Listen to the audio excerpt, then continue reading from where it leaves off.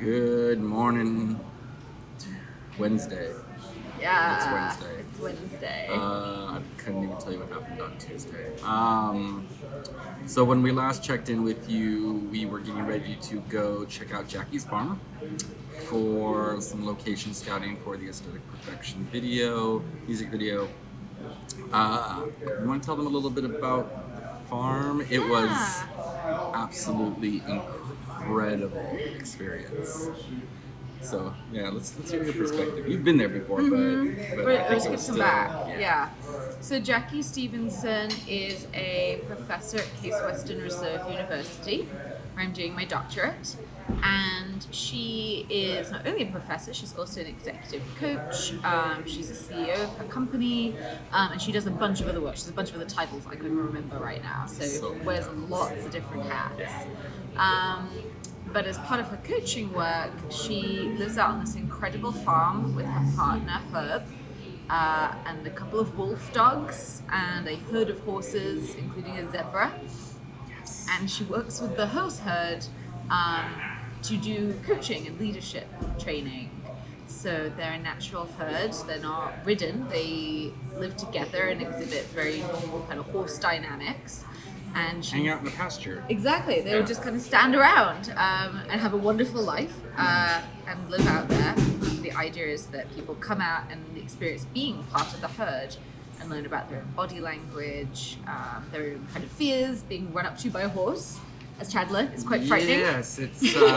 We were standing out in the pasture, talking to Jackie, and two of the larger horses were downfield a little bit, and she's like, "Oh, they'll come hang out with us in a bit." And next thing I know, we have these two giant horses galloping full speed across this pasture at us. And Jackie says, "Oh, don't worry, they're not gonna run into you. They'll stop." And I'm watching them come, and you don't realize, the ground moves when these horses move, right? The galloping, the hooves on the ground, like it's like a little minor earthquake. And I heard these two beasts bearing down on you. Oh, don't worry, they're gonna stop. Don't worry, they're gonna stop. And I'm thinking, they're not stopping, and they are literally running directly at us. Nope, they're gonna stop. Don't worry. And I'm like, don't move, don't panic. And they stopped. Within inches of us. Yeah. But perfectly controlled. Yeah, they knew what they were doing. Yeah. Right? Yeah. And then the mama, the herd, what do they call her? B. What's her title? B is the kind of matriarch of the herd, the right? pack leader. Yes. And she hip checked Sophie, recognizing Sophie's. How did Jackie put it? Jackie said that she recognized another strong, independent, powerful female in the field and wanted to make sure that I knew my place in the herd and that I didn't have any ideas about trying to take over. Yeah, so she got a little hip check, which was amazing. Yeah, she could have knocked me right on my ass if she wanted to. These horses are huge. I mean, they tower. I'm 6 foot tall, and they tower over me. And I'd never been that close and personal with an equine before. Yeah. And it was quite the experience. And the zebra Holly. Zebras, I don't know if you're aware, you can't domesticate them. They're a wild animal. They're not to be domesticated. And so you can build a rapport with them. Obviously Jackie has a rapport with Holly. And there's a whole sort of ritual that comes with interacting with them and being able to touch them even. And so Jackie kind of did this for us, and I got to pet a zebra. Yeah. Can't say I've ever done that before. So that was cool. Yeah, it was amazing to see. Yeah, that was. It didn't last very long, but I did get a couple of really good pets and scratches in there. That's a first for me.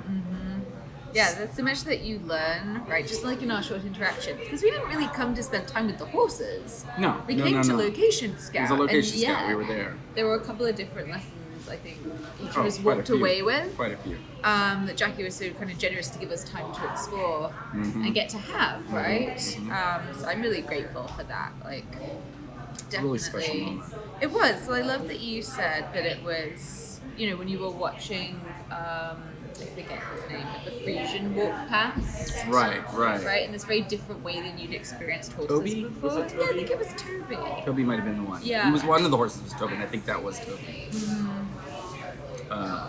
He, watching him walk by me, it was like watching sort of a fantasy movie where there's these just giant, almost alien beasts, so tall, so strong, and so sleek, right? These horses are just so sleek, and watching them stroll by you, like, I felt like I was on an alien planet. And it was really cool. It was really impressive. And as somebody who has not been particularly fond of horses in the past, it really gave me a new appreciation. And so I was really appreciative when I got to have the opportunity to do that. Yeah. So we got to do that, and then we took a tractor ride around the property. We got to see Jackie's yurt. We got to hang out in the yurt. Yeah, which was your probably First time in a with yurt. that. Definitely first time in a yurt. Yeah, I had received a coaching session from Joni once in the yurt before, so it was powerful to come back, because that was about 2 years ago, and my life was in such a different place. Oh, yeah. I was a different person, so to come back and revisit that and see that that was the same, but realize how much had changed. And to be recognized by Jackie for that, I think was really important. Yeah. That was probably like my powerful moment, right? Because I'm more familiar with working with the horses, and so that was probably my oh my goodness, like time has passed and so much has happened. So yeah, we got to spend some time in the yurt, and then we went on to the sort of ceremonial ritual site. Right. Yeah. There's a place where all of the stones are kind of laid out, kind of everything's in a circle, and Jackie explained how that's used for trying to make decisions. Right. And the various kind of points of the circle represent different, I guess they represent different steps, but also different people, right? Yes. Sort of different ancestors or elders. You see a different person on each of the points. Right. So something we probably haven't mentioned is that Jackie's partner Herb has a lot of Native American ancestry, and the land is on old Native American territory. Yes. So there's a lot Still a of reservation. Exactly artifacts and leftover objects from that time. And so this is one of those things. Right. As well. There's a sweat lodge, there's this sort of space, and then there's a trail further down that the natives used to use in order to travel and hunt deer. So we were getting to explore some history as well as be in this sort of very present place. Gorgeous place. Yeah. So we saw that, and then we went back and kind of crossed the field and checked out the river. So we spent some time on the actual Cuyahoga River. Yep. I think it's as close as I've ever been to it. And then we heard the owls, and you got right? a lot closer. Yeah. So as somebody who's from the city, I've spent time in nature, but I feel like California nature is quite a bit different from what I've experienced to what I was experiencing here. So it was getting to be about dusk, probably an hour out from sundown. And so all the sort of evening beasts were coming out. We did see a deer at one point. But so you hear the woodpeckers. Woodpeckers are trying to communicate and kind of let you know that they're there and it's their territory. And you don't realize that it's sort of, as like a horror movie buff, how much the sound of a woodpecker is associated with forest horror. As are owls. Now, I've seen owls and I've heard owls, but these were much more loud, prominent, and their hooting sounded different. It sounded sinister, and it was very insistent. So here we are, it's getting dark, we're wandering through this forest towards this river, and all you can hear are the evening sounds of the animals, and it's like, most horror movies start this way. I feel like there's going to be a guy coming out with a chainsaw at any moment, or Jason with his machete, like, fuck. Are we safe out here? And she's like, oh yeah, the coyotes, the coyotes don't come till later. Oh, that's good to know. And from there, we went and saw the ridge, not the ridge, what do they call it? The ledges. The ledges, which we had done a previous scout this weekend at Warden Ledges. Yeah. This was a very similar thing, but much larger, much longer, and much more intricate. And so I think we're going to try to use that as our primary shooting location. instead of taking our crew down to Warden Ledges. Excuse me. And from there, we got to meet the wolves, her wolves, Smokey, and I never did get the other two. I remember the other two. Smokey's like this wonderful kind of brownish, tawny color, and then the other two are just pure white. Huge, yeah. The other two were white, and they were very. I mean, they're pure blood, I would assume. At least Smokey seemed pure blood. I don't know. The other two maybe might have been half breeds, but I love wolves, very much a wolf appreciation kind of guy, and so being able to be up close and personal with the wolf and to pet him and hang out with him was an honor. It was very cool, and it was very, Jackie and Herb are very generous, nice, sweet people, and so it was a great honor to be able to hang out with them for an afternoon and partake in their land and in their space with these two very generous people. Yeah. Well, and the wolves, they don't go out. They're not out like the horses are. So the wolves are just sat in the middle of their living room. Just hanging out. Just taking up a chair or two. I mean, imagine the biggest dog you've ever seen and multiply that by like 3. Yeah. Like that thing. It was the size of a couch. Yeah. It was, I've never seen a wolf. And I've seen a couple of wolves in my life. And this one was just like, what's the Norse wolf? Oh, yeah. Right? Like he looked like he should be sitting at Odin's side. Yeah. He was so fucking big. Yeah. So that was our Monday evening. It was such an incredible time. However, before we went to the barn, but after our last little recap, Sophie had a revelation, an idea, a spark, a bug up her ass. Call it what you will. And so I got a text message from her, and she said, "So how would you like to go to London?" I said, "Well, of course I'd like to go to London. I've always wanted to go to London. I've never traveled anywhere outside the US.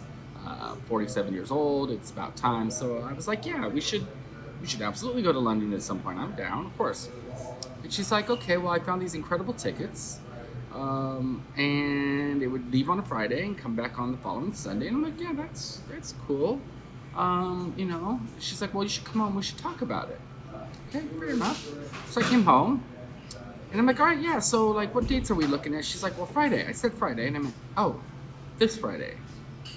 She's like, "Yeah, this Friday, and coming back next Sunday." Like, that's literally 4 days from now. For someone who's never traveled outside the U.S. Okay, let's go to London. So, this Friday, 2 days from now, 2 mornings from now, we are getting on a jet plane. We're going to drive our asses to JFK. Yeah, I've got an 8-hour drive first. Yep, 8-hour drive to JFK, and we're going to get on a plane, and we're going to London. I can't even begin to explain how insanely excited I am. I'm a little bit in awe, a lot stressed out. There's a lot to do. We've already started packing. We've already got some stuff off Amazon that we're going to need, power converters, yada yada. Dealing with that, getting all our paperwork in order. Luckily, I got a passport to go to London 2 years ago and ended up not going. So now I get to finally put that passport to use. But I don't know. I don't know that it's really quite dawned on me yet. It doesn't feel real. Yeah. So yeah, London, 2 days. So expect a whole shit ton of videos from us and our adventures in London. We're gonna go to Camden. I might get a tattoo. We're gonna go to Highgate Cemetery. We're gonna go see a polo match. We're gonna go be Londoners for a week. Sophie will get to see her family, which she hasn't seen in a little bit, and hasn't been back home in over 5 years. So that's exciting. But before we go to London tonight, what are we doing tonight? Tonight, a bit of London's coming to us. Yes, indeed. So we were able to score tickets at the Playhouse Theatre in downtown Cleveland, where I've never been. I've definitely never been. To see Eddie Izzard, who we're both huge fans of. Yes, one of my favorite comedians ever. Yeah, same. So yeah, we're gonna get to see him on tour tonight. Yes. And really good seats. Yeah, we managed to get us really really good seating. So I'm absolutely so excited. Yeah. Like, I can't believe that's happening. That doesn't feel real. Eddie yet. Izzard tonight, London Friday. Like, Yeah. this week has kind of exploded on us. We had zebras, Eddie Izzard, Wolves, and then an horses, international and trip. then jumping on a plane. Yeah, so it feels like we are doing everything that we set out to do this week. Yes. Right? Like, it feels like Absolutely. we're not playing at this anymore. No. Like, we are absolutely filling up our days with as much kind of magic as we can find. Absolutely. And ticking off things that we've wanted to do left, right, and center. And that's, in setting up this whole project and talking about the things that we wanted to do for this project, we're doing them now. Yeah. Like, we've been planning this in some stage or another for at least 6 months, planning this overall project. And now that we got moved, we got settled, we are slowly getting things on the business side set up. We're getting the proper gear to do what we need to do. Yeah. And now we're pulling the trigger and we're making this happen. And I'm incredibly excited. You're amazing, David. Thank you. It's true. So we're gonna leave you guys now, and we'll check in probably from the road. Yeah. All right. Wow. Peace. Hey Cleveland, we just finished seeing Eddie Izzard at the Playhouse Square Theatre, I think it was The Colour. what? The Colour? Something. Something. And it was amazing. We had such a great time. What was your favorite part? Oh my goodness, he had so many good parts, but he did do the walk like the giraffe, and that really made it for me. Pretty good. To get to see that happen live, even though it wasn't original, like, it was a really good movie.